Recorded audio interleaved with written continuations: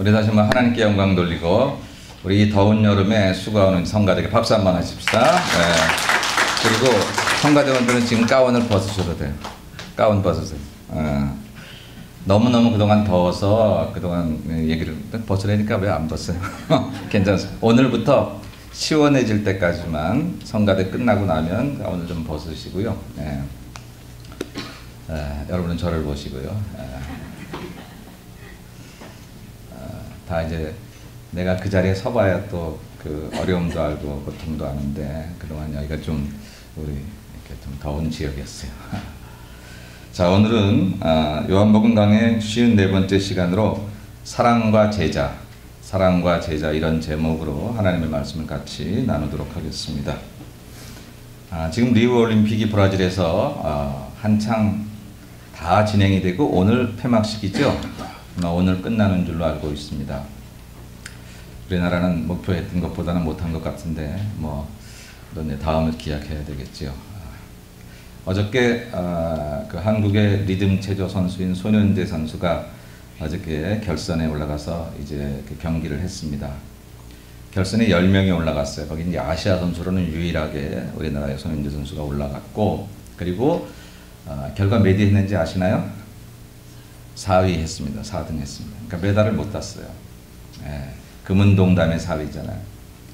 근데 4년 전 2012년 런던 올림픽 때 역시 똑같이 이 손현재 선수가 결선에 진출해서 그때 몇 위를 했냐면 그때는 5위를 했대요.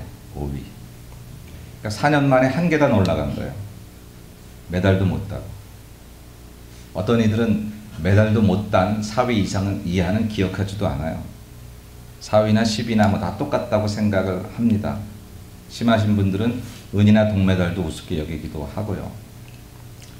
근데 그녀는 지난 4년간의 세월을 한 계단, 어쩌면 올림픽 역사에 기록도 되지 않을 그런 한 계단을 올라가기 위해서 4년을 자기의 전 인생을 거기다 바쳤어요.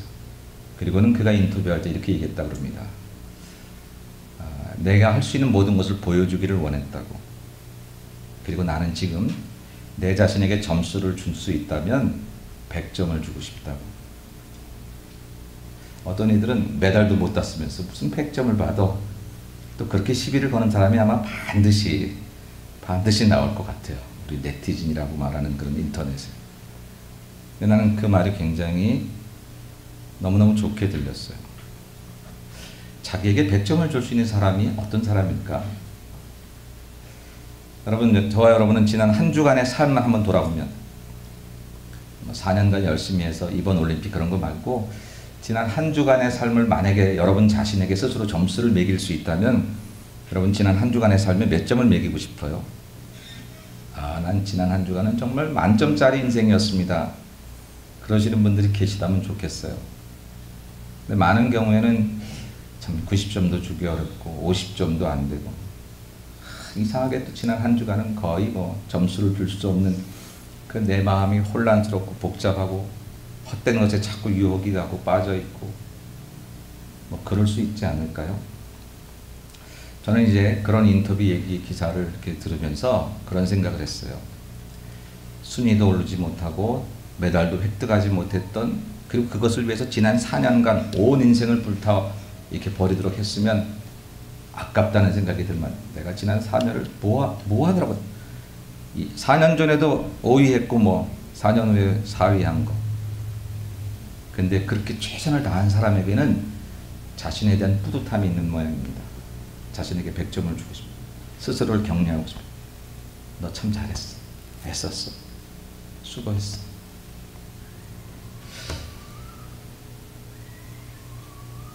우리가 지난 한 주간 동안 우리의 삶에 대해서 제가 점수를 물어봤습니다만, 이렇게 어쩌면 이 일 자체가 그녀에겐 귀한 일이었지만 이게 온 세상을 구원하는 일도 아니잖아요. 사실은 천국 가고 지옥 가는 얘기도 아니에요. 그렇게 그 일 때문에 많은 사람들 이롭게 하는 일도 아니에요. 그냥 자기 자신의 영광을 위한 일이었어요. 근데 우리가 살아가면서 우리가 예수를 믿는다고 하는 일은 우리 인생에서 가장 중요한 일이고 소중하고 가치 있는 일입니다. 근데 우리가 그 예수를 믿는 일에 우리가 우리 스스로 점수를 매긴다면 나는 몇 점을 매길 수 있을까? 오늘 이 예배를 참여하기 위해서 여러분들은 어떤 준비를 하셨을까요? 여러분들이 하나님의 사람으로 지난 한 주간 하나님이 없다고 생각하는 사람들 속에 살면서 예수 이름 부끄럽게 안 하려고, 믿는 사람으로서 하나님의 영광을 가리우지 않으려고 얼마나 우리들은 노력하며 애쓰며 순간순간 막 살아버리고 싶거나 되는 대로 살아버리고 싶은 순간들을 우리는 참고 인내하면서 살아왔을까요? 이 주일을 성수하기 위해서 우리는 평일에 얼마나 많은 시간들을 잘 어레인지하고 그렇게 우리들은 살아왔겠는가라고 하는 질문을 오늘 드리고 싶은 거예요. 조금 더 우리가 진지하게, 성실하게 우리가 오늘 예수님을 만나는 일에 대해서 이제 좀 더 바른 태도를 좀 더 한번 점검해 봐야 되겠다라고 하는 거죠. 한 선수가 세상의 메달을 위해서 지난 4년간을 그렇게 성실하게 전심전력으로 그 일을 다했다라고 하면 우리는 하늘나라의 메달을 따는 사람들, 하늘나라의 소망을 가진 사람들로서 우리가 지금 예수 믿는 게 취미생활이 아니잖아요. 교양 쌓는 일이 아니잖아요. 시간이 날 때 하는 일도 아니잖아요. 바쁘거나 속상하거나 내 마음에 들지 않으면 안 할 수 있는 일도 아니잖아요. 되는 대로 살다 보니까 어쩔 수 없었다고 핑계댈 수 있는 일들도 아니잖아요. 일은 어떻든지 최선을 다해서 우리가 하나님 앞에 경배하고 단지 주일만이 아니라 여러분들이 한 주간 동안 지난 한 달 동안 하나님의 사람으로 살기 위해서 얼마나 치열하게 그리고 성실하게 우리가 진지한 태도로 우리의 믿음 생활을 위해서 수고해야 하는가. 이 질문이 이제 오늘 설교의 출발입니다. 저는 오늘 이 설교를 시작하면서 제목을 잡기를 사랑과 제자 이렇게 잡아봤어요. 그러니까 사랑과 제자가 연결이 있다는 거죠. 오늘은 제자에 대한 얘기를 하려고 하는데 우리가 흔히 여러분에게 이렇게 사람들이 물을 때 있습니까? 교회 다니세요? 그럼 우리들은 자신 있게 대답합니다. 교회 다녀요. 예수님학교에 다닙니다. 교회 다닌 지 오래됐어요. 나 어렸을 때부터 다닌 교회 가요. 이렇게 얘기할 수 있습니다. 근데 또 예수 믿으세요? 이런 질문을 받습니다. 예수 믿지요. 믿어요. 정말 예수 믿으세요? 그럼 조금 주춤거릴 수 있어요. 그냥 교회는 다녔는데 예수를 믿냐고? 교회가 여기 볼만 샤또에 여기 있어서 내가 교회를 왔는데 예수를 믿느냐고? 예수님 그분에 대해서 아느냐고? 이렇게 물어보면 조금 더 진지해지고 우리가 대답할 수 있는 더 확실한 이야기들이 줄어드는 안타까움이 있습니다. 모두가 그런 건 아니지만. 그런데 그 다음 질문으로 당신은 제자입니까? 이렇게 묻는다면 우리는 거기에 무엇라고 대답할 수 있을까 하는 것이 오늘 제가 여러분과 같이 나누려고 하는 얘기입니다. 교회 다니세요? 대답할 수 있습니다. 예수 믿으세요? 물론 대답할 수 있지만 그 아주 깊은 의미를 우리가 다 이해하고 다 자신 있게 말하기에 조금 완전치 못한 부분들이 있는 것을 고백하지 않을 수 없습니다. 당신은 제자입니까? 이 질문에는 우리가 선뜻 그렇습니다. 나는 예수의 제자입니다. 라고 말할 수 있는지에 대해서 과연 우리들은 어떤 건지 한번 오늘 생각을 해 보려고 하는 거예요. 왜냐하면 이 질문이 결국은 예수께서 마지막에 우리에게 확인하고 싶은 것이었기 때문에 오늘 본문은 우리 계속해서 예수님 생애의 마지막 목요일에 대해 일어났던 일들을 얘기하고 있습니다. 그렇죠? 성찬식부터 시작해서 세족식과 더불어서 가룟 유다의 배반부터 시작해서 그런 일들이 지금 예수님 생애의 마지막 목요일, 그 목요일 저녁에 일어나고 있는 일들이에요. 그리고 그렇게 성찬식과 세족식을 다 마친 후에 가룟 유다가 배신할 것을 우리는 지난 시간에 말씀을 통해서 들었어요. 마지막 기회였는데 그때 유다가 그때라도 정말 깨달았으면 어땠을까, 그런 아쉬움을 가지고 우리가 지난주에 말씀을 나눴습니다. 오늘 본문에 보니까 이렇게 기록합니다. 그가 나간 후에 유다가 나갔어요.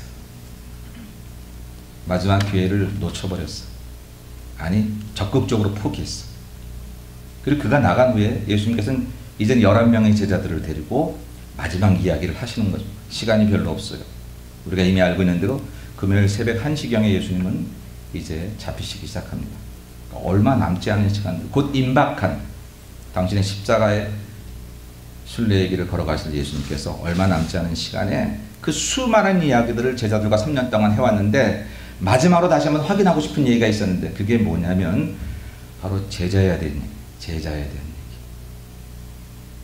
예수님 처음 사역을 시작할 때 제자를 뽑으셨습니다. 12명을. 그리고 오늘 이 밤에 그 제자에 대해서 다시 확인하십니다. 그리고 승천하시기 직전에 너희는 모든 족속으로 제자를 삼으라고 제자됨을 확산하셨습니다. 오늘 그 중심에 마지막 십자가 지기 전날 밤에 제자들과 더불어서 확인하고 싶은 것. 너희들 내 제자 맞니? 하는 물음이었다. 저는 오늘 그 물음을 우리가 듣기를 원하는 것입니다. 교회 다니는 물음에 우리는 대답할 수 있지만 거기에는 진실하게 내가 하나님의 사람인 것을 다 말할 수 없습니다. 예수 믿느냐는 얘기에도 사실은 우리가 진정으로 나는 예수를 믿어서 예수님의 제자라는 얘기까지 가야 되지만 나 예수 믿지요. 근데 그 믿음의 내용이 어려울 때 도와주시고 힘들 때 함께 해주시고 그런 내용들은 좋은데 나 바쁠 때는 잠깐 나갔다 오고 속상할 때는 그리스도의 법에 대해서 관심 없고 하나님 나에게 요구하시는 것이 너무 엄격해. 당신이나 가능하지 나에게 그것이 어떻게 가능하겠냐고 우리가 스스로 저버리는 이러한 우리들의 모습을 돌아보면 예수 믿느냐에 대해서도 우리가 온전한 대답을 못하는 사람들일 수 있다는 거죠. 그런 점에 있어서 오늘 우리들은 이 질문에 대답해야 합니다. 당신은 제자입니까? 여러분에게 묻습니다. 여러분은 예수 그리스도의 제자이십니까? 여러분은 예수 그리스도의 제자가 맞습니까?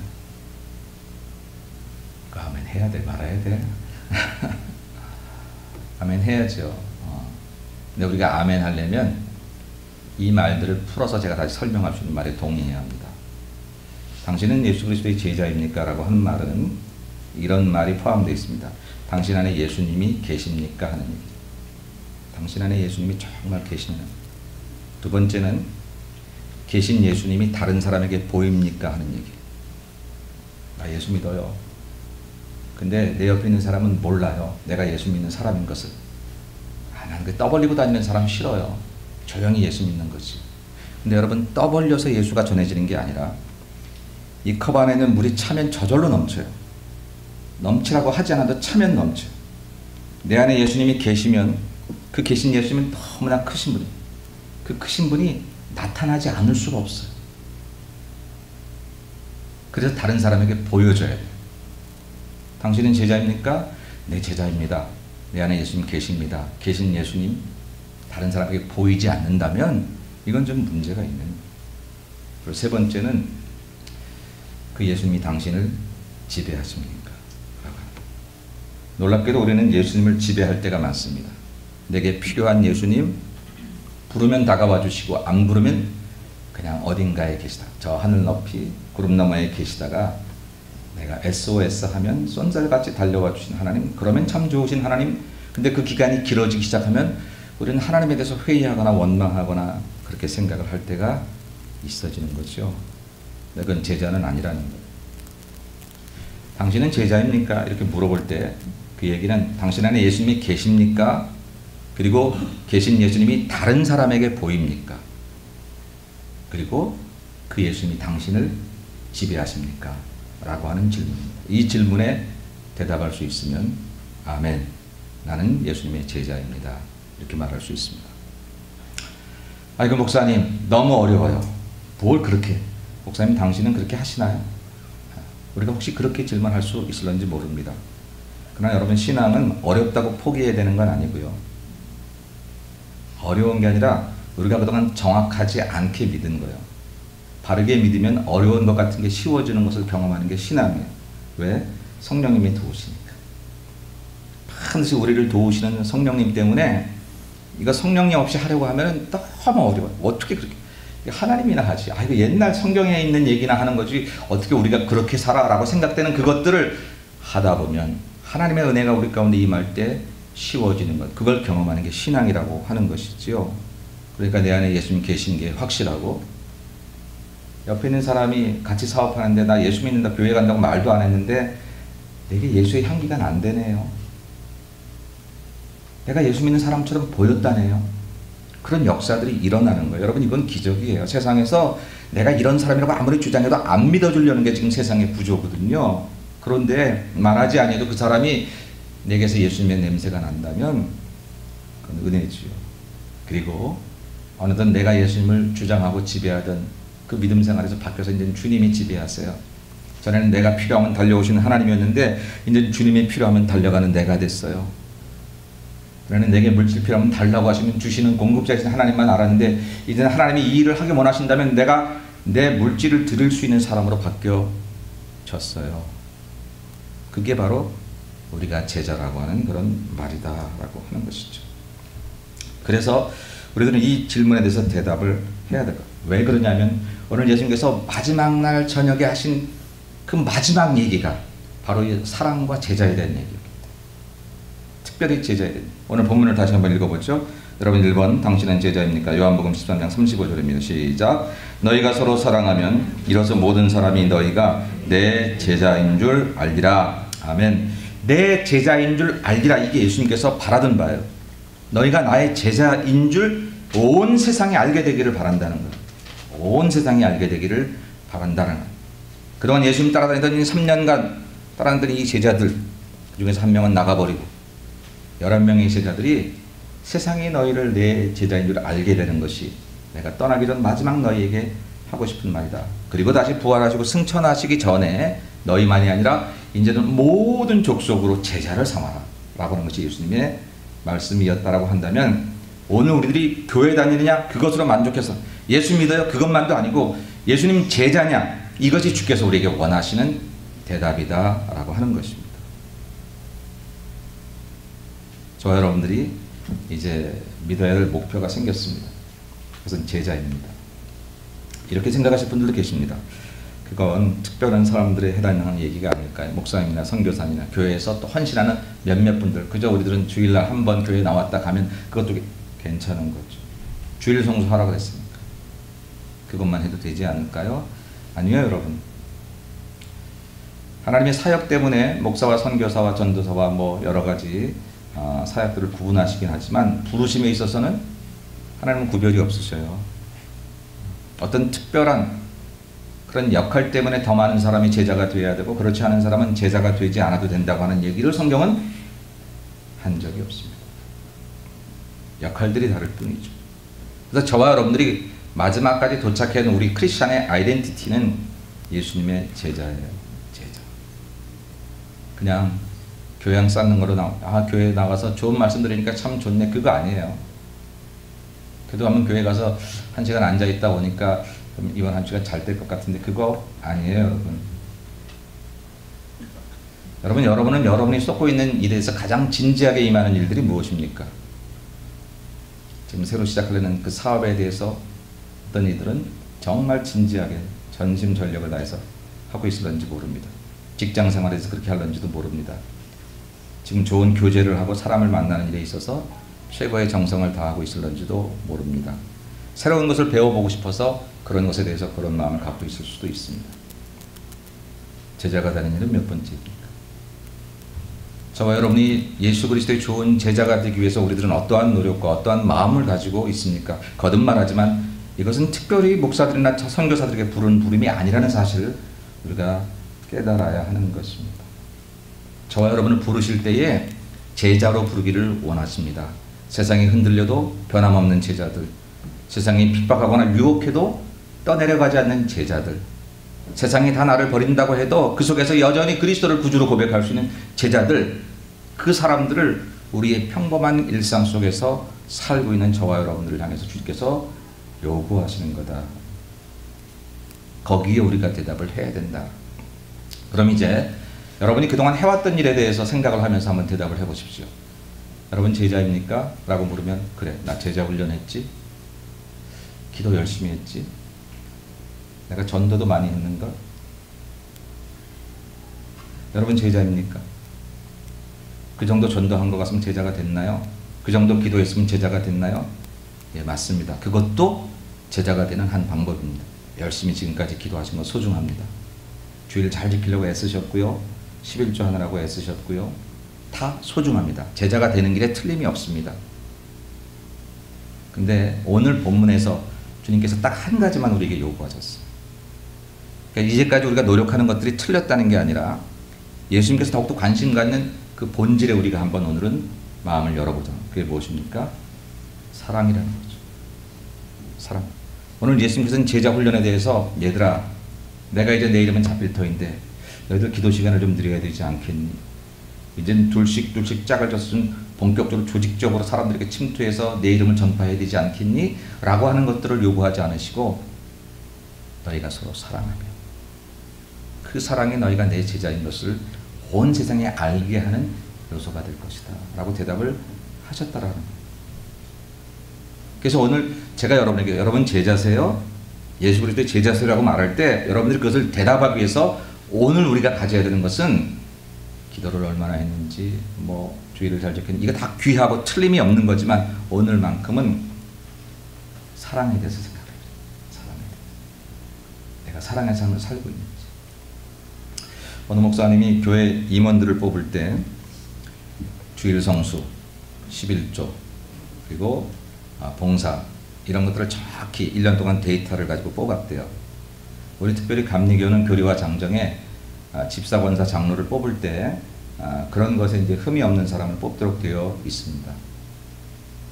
그래서 정말 철저하게 뭐 어디는 그냥 대충 해서 주기도 하고 그냥 좀 오래 다니면 주기도 하고 뭐 그냥 권사하시죠, 장로하시죠, 뭐 그런다는데 그분은 그렇게 하지 않으려고 철저하게 그렇게 해서 뽑았습니다. 근데 이상해요. 그렇게 뽑혀진 사람들이 일을 열심히 하는 건 틀림이 없는데 문제를 일으킬 때가 있어요. 부딪힐 때가 있어요. 열심히는 하는데 소리가 자꾸 나요. 왜 그럴까? 주일 성수하는데 11조 하는데 기도하는데 나름대로 모든 거 다 지켰는데 그게 틀린 게 아니죠. 그거 못하는 사람보다 훨씬 잘하는 거잖아요. 근데 그때 이제 그분이 하나 깨달은 게 있다는 거예요.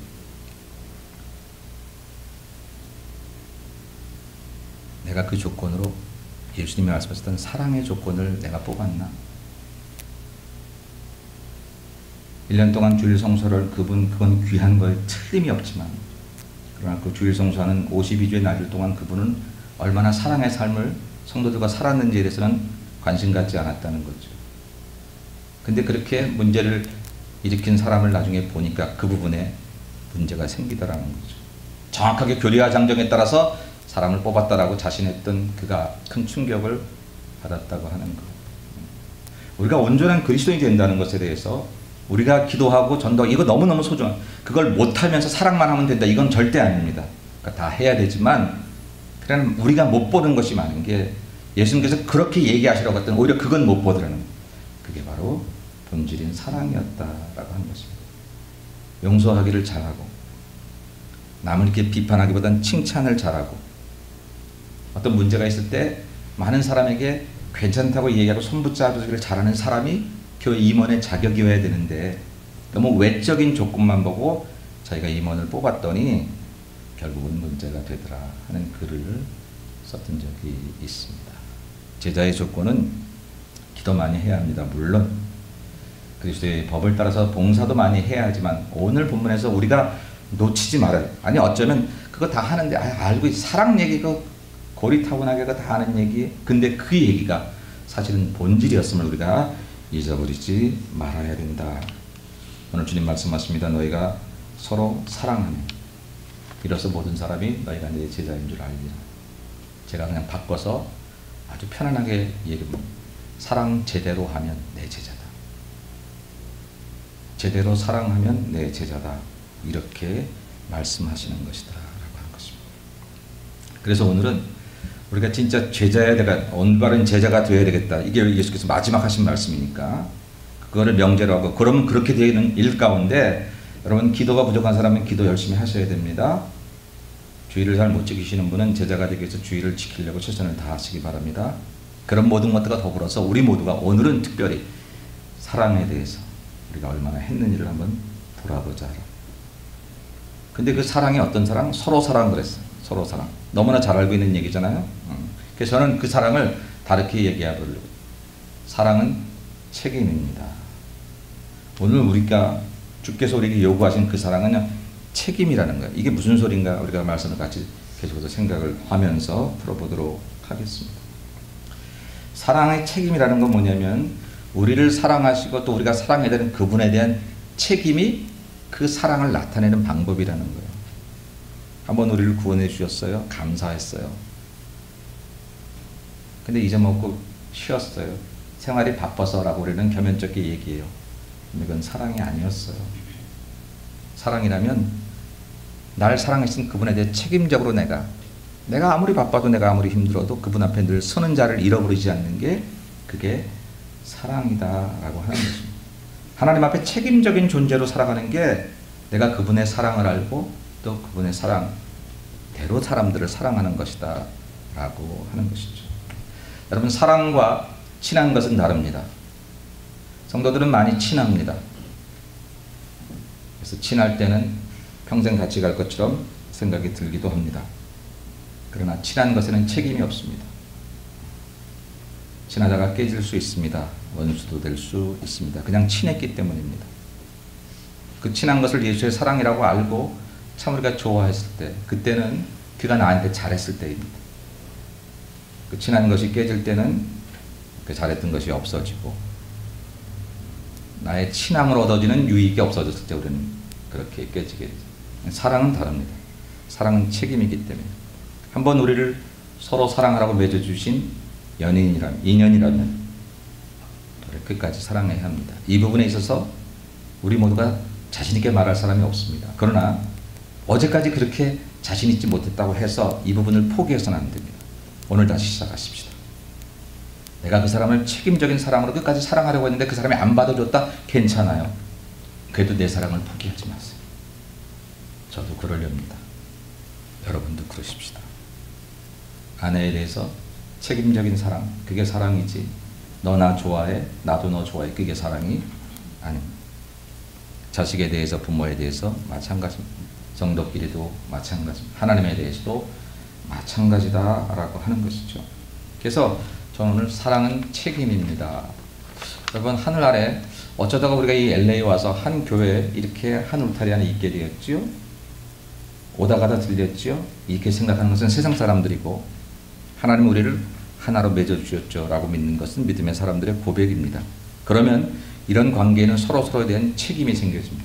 어떤 책임? 사랑해야 될 책임이 생겨집니다. 사랑이 책임이에요. 그 사람을 끝까지 사랑해야 될 책임이 있어진 거예요. 부부로 맺어주셨어요? 책임이에요. 속았어. 연애할 때는 그렇지 않더니. 그래도 맺어졌으면 책임이에요. 끝까지 사랑하세요. 끝까지. 책임.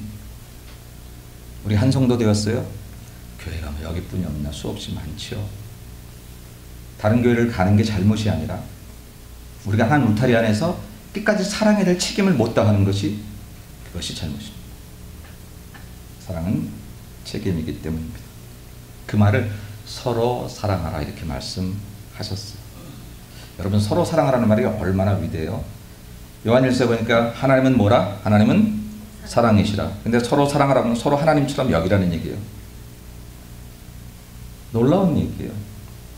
근데 우리가 그렇게 못하겠어요. 왜? 그 사람이 하나님 비슷하게도 안 생겼는 걸 뭐. 하는 집 보면 나보다도 훨씬 못한 걸 뭐. 어떻게 하나님처럼 여기? 아니요. 성경이 말하기를 오늘 권사님 기도하셨지만 내 눈에 들보가 끼어서 남의 눈에 티만 보고 그런다. 내 눈에 들보를 빼면 그 사람이 하나님처럼 보인다는 거죠. 보인다는 거. 서로 사랑하라는 얘기는 그렇게 위대한 얘기입니다. 근데 그렇게 하면 우리가 예수의 제자가 되고 예수의 제자가 된 자들 하나님께서 이 땅과 금세 저 세상에서 우리를 지키시고 보호하신다 약속하셨다라고 한 것입니다. 그래서 우리가 이렇게 책임적인 사랑을 하고 서로 사랑하는 것이 제자가 되는 길이라고 하면 우리가 그렇게 해야 되겠는데 결론은 나와 있는데 그럼 어떻게 하면 서로 사랑해야 돼? 어떻게 해야 서로 사랑할 수 있을까? 저는 오늘 두 가지를 얘기하고 싶어요. 여러분, 우리가 어떻게 해야 서로 사랑할 수 있냐면 첫째는 하나님의 사랑을 경험해야 사랑할 수 있습니다. 하나님의 사랑 없이 내 마음의 인격과 수양으로 다른 사람을 끝까지 사랑하는 것은 불가능합니다. 사람은 그렇게 되어 있지 않는다라고 하는 겁니다. 하나님의 사랑을 알아야 돼. 오늘 본문에도 내가 너희를 사랑한 것 같이 라고 말씀합니다. 그 사랑, 예수의 사랑을 배우지 않으면 사람 사랑 못합니다. 참는 것 사랑 아닙니다. 견디는 것 그것 가지고 안 됩니다. 예수의 사랑을 배우지 않으면 오늘 본문의 말씀, 오늘 성경 말씀에도 보니까 여러분 설교 노트 2번에 보면 요한일서 4장 11절로 12절 말씀이 있습니다. 우리 같이 한번 읽어볼까요? 사랑하는 자들아, 하나님이 이같이 우리를 사랑하셨은즉 우리도 서로 사랑하는 것이 마땅하도다. 어느 때나 하나님을 본 사람이 없으되 만일 우리가 서로 사랑하면 하나님이 우리 안에 거하시고 그의 사랑이 우리 안에 온전히 이루어지느니라. 아멘. 사랑하는 자들아, 하나님이 이같이 우리를 사랑하셨은즉 서로 사랑하는 것이 책임이다, 마땅하도다, 이렇게 말씀하셨습니다. 하나님이 이같이 우리를 사랑하신 그 사랑을 알아야 된다는 거예요. 그래서 저는 여러분에게 이렇게 말하고 싶습니다. 만일 다른 사람을 사랑할 수 없거든, 저 사람은 내가 사랑할 수 있는 사람이 아니야 라고 생각하지 말고, 저 사람은 이렇게 허물이 많아서 내게 자꾸 미움이 생기지 라고 생각하지 말고, 내가 받은 하나님의 사랑이 약해졌음, 내가 아직 하나님의 사랑을 더 공급받지 못했음을 깨닫자라고 해요. 반드시 다른 사람의 허물이 보일 수 있습니다. 예수를 아무리 잘 믿어도 보일 수 있어요. 옳고 그른 기준, 율법은 죄를 드러내니까 보일 수 있어요. 옳고 그름으로. 근데 그건 보여야 되는 거지 그대로 살아야 되는 건 아니에요. 성경은 사랑의 율법을 완성한다 그랬으니 보이는 죄에 대해서, 보이는 허물에 대해서 내가 어떤 태도를 가지고 살아가느냐가 크리스찬의 삶의 원리이지, 그게 보인다 그래서 그걸 떠드는 것은 아직 크리스찬의 삶이 아니에요. 세상 사람들도 다 하는 거예요. 우리보다 더 잘해요. 오늘 우리에게 중요한 사실은 뭐냐면, 사람의 허물이 보이거든, 아, 내게 하나님의 사랑이 아직 부족하구나. 왜? 하나님은 그 사람을 사랑하시잖아요. 지금도 받아주시잖아요. 근데 왜 나는 허물만 보이지? 그걸로 이제 나는 미움만 생기지? 그거는 그 사람의 허물이 많아서가 아니라 내가 아직 하나님의 사랑으로 충만하지 않은 거예요. 그 영성일기 쓰시는 그 유기성 목사님, 그 옛날 나왔던 예수님의 사람이라는 책에 보니까 그 교회에서 이렇게 수련회를 한번 갔대요. 수련회를 가서 첫날 저녁은 이제 다음 날부터 프로그램이 있으니까 다 일찍 자라고, 다 방방마다.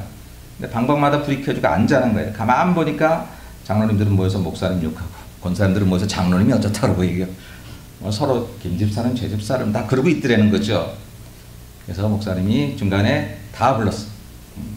오늘 편히 자고 내일부터 이제 프로그램 하자고, 이렇게 일찍 자는데 이렇게 안 주무시니까 그러면 차라리 그냥 딴소리 하지 말고 우리 교회 성장에 대해서 같이 그룹마다 토의하시자. 이제 돌아가서 속회와 우리 교회 성장에 대해서 다 이제 밤이 새도록 좋으니까 다 토의하시고 얘기하시라고. 5분 만에 다 불이 꺼졌습니다. 5분 만에 다 불이 꺼졌어요. 우리는 왜 그렇게 남을 허물을 얘기하는데 에너지가 많은지 몰라요. 사단이 그걸 씁니다. 우리가 똑똑하다고 생각합니다. 너는 참 어떻게 이렇게 남 못 보는 그 사람의 빈틈을 그렇게 잘 찾아내. 기가 막히네. 율법은 죄를 드러내지만 율법으로 사는 게 아니라 했어. 성도에 사는 것은 그리스도께서 가르치신 방법인데 그게 바로 사랑이라고 하는 것이죠. 사랑하는 여러분, 저와 여러분 모두가 이제부터 누군가의 허물이 보이거나, 이 얘기는 제가 전에도 많이 했습니다. 사람의 허물이 보거든 기도하라고 보이는 거다, 그렇게 얘기했어요. 근데 또다시 한번, 누군가의 허물이 보이거나 누군가 미워질 때는 그 사람이 나를 이렇게 흥분하게 하거나 분노하게 한다고 생각하기 전에 못 덮을 사랑이 없다 그랬는데, 못 덮을 범죄가 없다 그러고, 못 덮을 미움이 없다 그랬는데, 하나님의 사랑 안에, 바다 같은 그의 사랑 안에 다 덮을 수 있다. 사랑은 오래 참고 사랑은 성내지 아니하며 사랑은 모든 것을 참으며 견디며 바라며, 그게 사랑이라고 했는데, 근데 내가 그렇게 하지 못한다면 그 사람의 죄악이 특별해서 그런 게 아니라 내가 아직 그런 하나님의 사랑이 내 안에 충만하지 않기 때문이라고 하는 거예요. 여러분, 이거 굉장히 중요한 얘기입니다. 이 부분에서 우리가 동의하지 않으면 언제나 우리는 의로운 자예요. 생각해 보세요. 우리가 누군가를 욕할 때 나는 죄인인데 근데 난 널 욕할 거야, 그런 사람 하나도 없어요. 누군가를 얘기할 때 항상 내가 옳잖아요. 항상 옳습니다. 부모에 대해서도 그래요. 부모에 대해서도, 자식에 대해서도, 뭐 남편에 대해, 아내에 대해서 다 마찬가지예요. 뭐 성도에 대해서, 목사에 대해서, 교회에 대해서 뭐 다 마찬가지입니다. 혹시 내 판단이 옳다고 하여도 성도는 살아가는 방법은 그게 아니에요. 성도의 살아가는 방법은 그것을 가지고 그 다음에 어떻게 사랑하고, 예수님처럼 내가 너희를 사랑하는 것처럼 하나님이 이같이 우리를 사랑하셨은 즉 그 방법대로 살아가는 걸 배우는 게, 그게 제자잖아요. 예수께서 만드시려고 하신 건 바로 그거였어요. 그동안 이 11명의 제자들 수없이 많은 삶 속에서 누구는 어떻고 누구는 어떻고 그렇게 하던 그 제자들에게 이제 나 없으면 너희들에게 요구하는 건 뭐냐면 그것 따지지 말고 그들을 품어줄 수는 없겠니? 그들을 손붙잡아 줄 수는 없겠니? 오히려 너희들이 그들의 삶의 터전에 들어가서 그들을 높여줄 수는 없겠니? 그러면 너희가 입으로 얘기하지 않아도 예수의 제자인 것이 드러날 것이겠니? 그때 나는 너희들과 함께 하는 것을. 그러면 너희들 나보다 큰 일을 할 수 있는 것을. 그렇게 말씀하시는 거다라고 하는 것입니다. 근데 우리가 지금 그 부분을 못하고 있다라는 거예요. 어떻게 우리가 이 예수의 사랑을, 책임적인 사랑을 감당할 수 있을까? 첫째는 하나님의 사랑을 더욱더 확실하게 경험하셔야 됩니다. 여러분 하나님의 사랑을 경험하셨습니까? 아멘. 그 사랑이 지금 여러분 안에 있습니까? 하나님의 사랑 때문에 벅차십니까? 요즘 누군가를 사랑하고 계시는 분이 계시면 그 사람 생각만 해도 가슴이 벅찰 거예요. 우리 김영희 권사님이 지난주에 손녀를 보셨어요. 병원에 가보니까 얼마나 예쁜지. 지금 눈이 아른아른거리시죠? 벅차지요. 그 어린아이를 생각하면 벅찰 거예요. 하나님 때문에 그렇게 벅차십니까? 하나님의 사랑을 너무 율법적으로 생각하지 마십시다. 나 범죄 안 하고 큰 죄 안 줘. 세상 재판소에 갈 만한 범죄 안 했으니.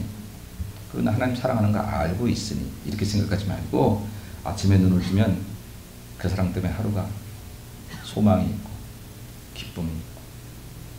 젊은 남녀가 죄송한 표현이지만 눈이 맞아가지고 사랑할 때는요. 그 부모가 너 그 남자한테 가든 굶어 죽는다. 그래도 좋다는 거예요. 어떻게? 여기 뭐가 씌우면? 예, 뭐가 씌우면 그렇잖아요. 가슴이 벅차는 거예요. 그 사람이 가지고 올 거 아무것도 없어도 괜찮아요. 그 사람만 있으면 난 가슴이 막 가득 차 있어서 어찌할 수 없는 거예요. 하나님의 사랑 때문에 그래 본 적이 있느냐고요. 만약에 그렇게 경험했으면요. 저 사람이 나한테 아무리 허물이 많고 아무리 죄를 졌어도 내가 받은 사랑에 비하면 너무 아무것도 아니에요. 우리가 그렇게 살아야 된다라고 하는 것입니다. 사랑하는 여러분, 이제 우리 서로 사랑해야 되고 책임적인 사랑을 하려면 하나님의 사랑이 내 안에 경험되어져야 됩니다. 그것을 경험했다고 생각하지 마시고 벅찬지, 그것 때문에 감격한지, 아침에 눈을 뜨면 그 사랑 때문에 내가 막 어떻게 해야 될지 모를 그럴 마음이 생기는지를 확인해. 그렇지 않다면 그 사랑에 다가가십시오. 하나님 그 사랑을 알게 해주세요. 성경을 읽으셔서 특별히 하나님의 사랑에 대해서 많이 보시고 찬송을 부르셔도 하나님 사랑에 대한 찬송을 많이 부르시고 그리고 그 사랑을 알게 해달라고 여러분 기도하시고 그렇게 하셔야 됩니다. 사랑은 저절로 얻어지는 감정이 아니라 책임적인 존재가 되는 것입니다. 그래서 하나님이 나에게 아버지가 되시는 책임을 다하셔서 아들 예수를 나의 핏값을 위해서 다 죄값을 위해서 다 주셨듯이 나도 이제 그분 앞에 나의 온 생애를 드리겠다고 하는 마음으로 그 사랑이 너무 감격해서 하루하루를 살아갈 때에 그 사랑으로 나는 승리할 수가 있다는 것이죠.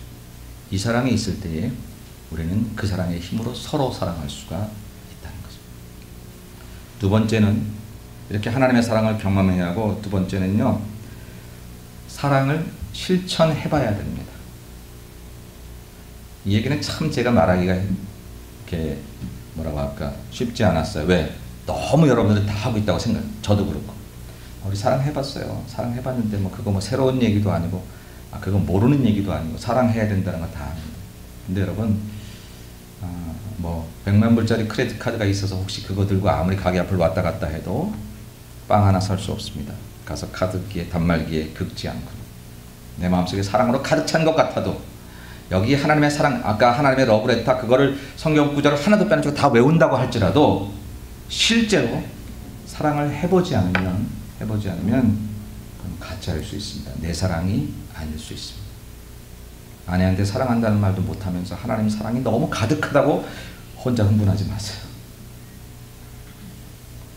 허물 보이는 그 사람이 보일 때마다 하나님의 마음이 생각나고 오히려 율법보다 사랑이 생각나는 그런 사람이 아니라면 그러면 내가 옳다고 생각하지도 마세요.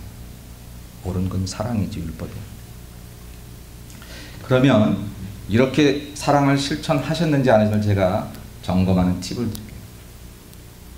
그냥 쉽게 사랑해야지 그러고 말면 그냥 되겠는데 진짜 해야 되잖아요. 여러분 사랑해 보셨어요? 라고 말하면 다 아멘 그러실 것 같아요. 정말 예수님의 사랑을 실천해 보시면 이런 단계들이 나. 첫째는 내게 사랑이 부족했구나 하는 것을 경험합니다. 맨 처음에 경험되는 게 그거예요. 정말 예수의 사랑을 해보려고 하는 사람들이 첫 번째 경험하는 건 뭐냐면, 난 사랑이 많은 줄 알았더니 아니네. 나한테 다 잘할 때는 나도 사랑한다고 생각했는데 그 사람 삐끗해지니까 내 마음이 달라지는 것을, 이거 내가 이러네. 그걸 숨겨두고 싶었어요. 내가 사랑 못하는 사람으로 나 스스로 드러나지 않기 위해서. 그러나 하나님 앞에서 숨길 수 없잖아요. 정말 사랑을 해보려고 했던 사람들은요, 반드시 내게 사랑이 부족했음을 경험하게 됩니다. 내가 사랑이 없었음을 경험하게 된다는 거예요. 근데 나는 사랑이 없었다, 부족했다는 것을 한 번도 경험하지 못한 사람이라고 한다면 사랑을 안 해본 거예요. 여러분 정말 죄송합니다. 안 해본 거예요. 사랑 비슷하게 내가 하고 있다고 생각했을 뿐, 친한 거예요. 나에게 잘하는 사람에게 나도 굉장히 나이스하게 매너 있게 대했을 뿐이에요. 성품이 조금 온유한 거예요. 거친 표현이 나타나지 않고 거친 마음들을 숨겨서 그 사람에게 드러나지 않으므로 사람들에게 내가 굉장히 좋은 사람으로 보여졌을 뿐이에요. 예수의 사랑은 그런 거 아니었거든요. 정말 사랑을 해보면 내가 사랑이 없었구나 하는 것을 경험하게 돼요. 그래서 두 번째 단계는 뭐냐면 하나님께 사랑을 달라고 기도하게 됩니다. 여러분 사랑을 위해서 기도해 보셨나요? 목사님 그게 저절로 되어지는 감정이지 뭐 기도한다고 되는 건가? 인위적으로. 이건 인위적으로가 아니에요. 사랑은 하나님께로 오는 거예요. 그러니까 하나님께 기도. 하나님 내게 사랑이 없었으면 나는 꽤 괜찮은 사람이라고 출발을 했는데 주께서 내게 주신 수많은 사람들을 사랑하려 하다 보니까 아무것도 아니거든요. 그래서 하나님께 기도. 하나님 내가 사랑할 수 있는 사람이 되게 해달라고 기도하셔요. 그런 기도의 자리가 없었던 사람은 아직 온전한 사랑을 경험해보지 못한 사람입니다. 그리고 마지막에 경험되는 건 뭐냐면 하나님께서 사랑을 하게 하신 것을 경험하는 거예요. 말도 안 됐거든요. 그런 사람을 내가 손잡아준다는 게 옛날 같으면 어림도 없었어요. 근데 지금은 내가 나이도 들고 힘이 없어. 그게 아니라요. 성령께서 내 마음을 어루만져 주시니까, 이 굳은 마음들을 어루만져 주시니까 그게 가능해지는 거예요. 나는 할 수 없는데 내 안에 계신 성령님께서 나를 사랑의 사람으로 만들어 주시는 것을 경험하게 되는 거예요. 근데 그걸 경험하려고 하면 내게 사랑이 없었음을, 내 힘으로는 안 되는 것임을, 내가 할 수 있다고 주장하는 것이 가짜였음을 고백하는 것이라고. 그리고 그렇게 고백해서 하나님께 두 손 들고 하나님 사랑하게 해달라고, 미워하지 않게도. 내 마음에 하나님 원하시는 것들 왜 이렇게 자리를 잡고 있어서 아침에 일어나면 분노가 가득해서 왜 이렇게 살게 되느냐고 눈물을 흘려 간구하며 기도하며 부르짖을 때에 언제부터인지는 모르지만 하나님께서 성령으로 내 마음에 충만하게, 이제 그 사람 보고도 웃음이 가고 손 내밀고 그럴 수 있게 되는 것을 경험. 이 세 가지 단계를 경험해야 사랑을 해본 사람이라고 말할 수 있다라는. 그렇지 않은 사람은 친했었어요. 그래서 좋은 감정들을 가지고 있었어요. 성경의 사랑은 감정도 아니고 그렇게 녹록한 이기적인 자기의 감정들이 아니라고 하는 것입니다. 이것은 반드시 하나님의 뜻이 우리 안에서 이루어지는 하나님의 의지이고 하나님의 책임이기 때문에 서로 사랑하라고 하는 얘기는 서로 좋아해라, 서로 친밀해라 하는 얘기가 전혀 아니고 서로 책임적인 존재가 되어 내가 너를 하나님의 사람으로 온전히 끝까지 붙들어주고 너도 나를 그렇게 해주고 한 공동체가 그렇게 함께 나가라고. 예수 공동체가 요한복음이 기록될 때에 로마의 많은 핍박을 받던 그런 시대에 이 공동체의 사람들은 예수님의 말씀을 들으면서 어떤 어려움이 있어도 나로 인하여 네가, 너로 인하여 내가 함께 책임적인 존재가 되어 때로 카타콤의 순교자가 되고 거기서 굶어 죽는 사람이 된다 할지라도 예수 사랑으로 충만하며 찬양하고 기도하는 사람들로 만들 수 있게 된 것은 친함이 아니고 좋았던 어떤 감정들이 아니라 서로에 대한 책임이라고 하는 것. 예수 마을에 속해 주신 우리 사랑하는 울타리에 있는 모든 여러분들,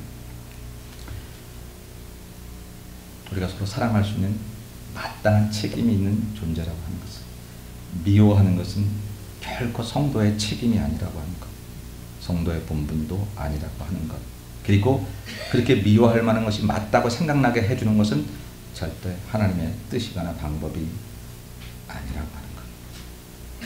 우리가 그것을 기억할 때에 비로소 우리들은 그 사랑을 통해서 예수님의 제자가 되는 삶을 살 수가 있습니다. 사랑하는 여러분, 마지막 때가 가까워집니다.